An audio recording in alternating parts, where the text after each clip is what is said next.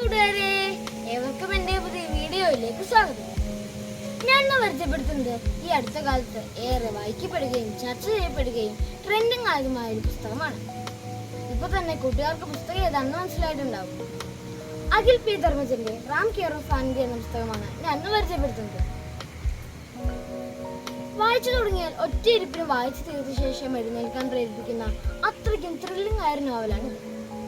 ചെന്നൈ നഗരവും അതിന്റെ പരിസരവുമാണ് ഇതിന്റെ പശ്ചാത്തലം.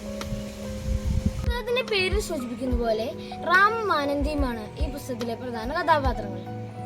ആലപ്പുഴയിൽ നിന്നും സിനിമ പഠിക്കാനും പുസ്തകം എഴുതാനുമായി ചെന്നൈയിലെത്തുന്ന റാമിലൂടെ തുടങ്ങുന്ന കഥ കോളേജ് റിസപ്ഷനിസ്റ്റായ ആനന്ദിയിലൂടെയും സഹപാഠികളായ വെട്രി, രേഷ്മ, വെട്രിയും ആനന്ദിയും താമസിക്കുന്ന വീടിന്റെ ഉടമസ്ഥയായ പാട്ടി എന്നിവരിലൂടെയും വികസിക്കുന്നു.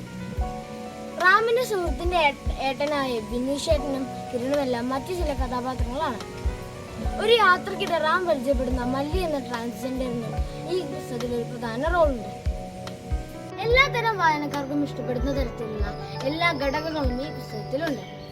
പ്രണയവും സൗഹൃദവും പ്രതികാരവും ഒക്കെ. നമ്മുടെ ജീവിതത്തിലെ വ്യത്യസ്ത സാഹചര്യങ്ങളിലും സന്ദർഭങ്ങളിലും നമുക്ക് ഉപയോഗിക്കാൻ കഴിയുന്ന ആകർഷകവും അതേസമയം സ്പർശിക്കുന്നതുമായ ഒരുപാട് വാചകങ്ങളും സംഭാഷണങ്ങളും ഈ പുസ്തകത്തിലുണ്ട്.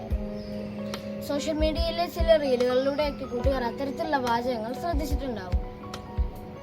ഒരേ സമയം ഒരു നോവൽ വായിക്കുന്ന സുഖവും അതോടൊപ്പം ഒരു സിനിമ കാണുന്ന സുഖവും ഉള്ളതുകൊണ്ടാവാം ഇതിനെ ഒരു സിനിമാറ്റിക് നോവൽ എന്ന് പറയുന്നത്.